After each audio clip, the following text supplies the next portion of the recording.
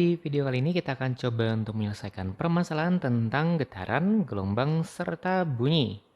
Nah, yang ditanyakan di soal kali ini, apa sebutan untuk bunyi pantul yang menyebabkan bunyi asli terdengar tidak jelas? Nah, kita akan coba jawab. Jadi ini adalah topik tentang bunyi pantul.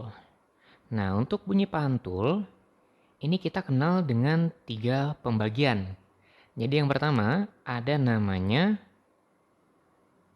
bunyi pantul yang memperkuat bunyi asli. Jadi memperkuat ini dalam artian bunyinya jadi lebih keras untuk bunyi aslinya.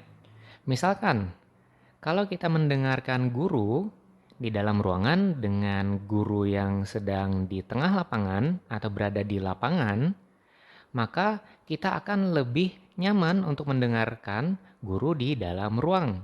Karena bunyi-bunyi pantulan di dalam ruangan itu mengakibatkan bunyi atau suara guru terdengar lebih keras. Sedangkan kalau di lapangan itu tidak ada tempat pemantulan bunyi sehingga tidak terlalu keras suaranya. Kemudian yang kedua, ada juga yang dinamakan gema. Nah, jadi kalau gema ini biasanya terjadi di tempat-tempat yang berbentuk seperti lorong. Entah lorong atau bisa juga seperti terowongan. Jadi seringkali terowongan ini misalkan juga seperti sebuah goa yang bentuknya mirip terowongan. Nah, ini akan terjadi yang namanya gema. Nah, apa itu gema? Jadi gema ini bunyi pantul yang terjadi setelah bunyi asli atau sumber bunyinya selesai diucapkan. Misalkan kita berbicara sebuah kata. Nah, ketika kita selesai mengucapkan sebuah kata, pantulannya baru terdengar kembali. Nah, itulah yang disebut gema.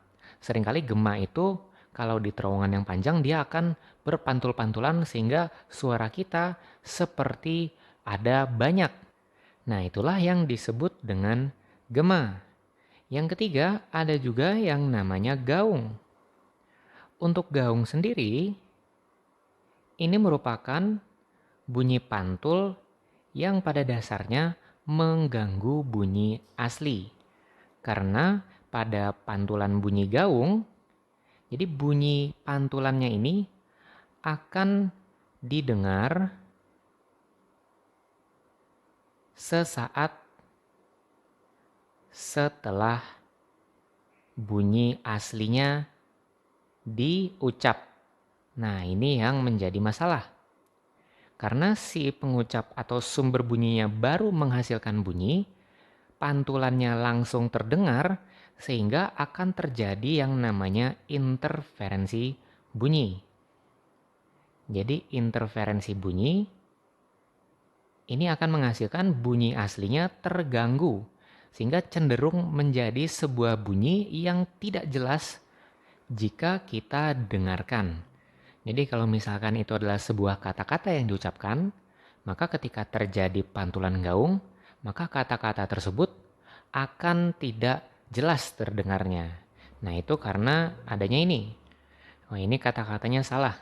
Bukan intervensi, interferensi. Nah, ini yang tepat. Jadi sudah cukup jelas ya bunyi pantul yang menyebabkan bunyi asli tidak terdengar dengan jelas itu disebut sebagai gaung.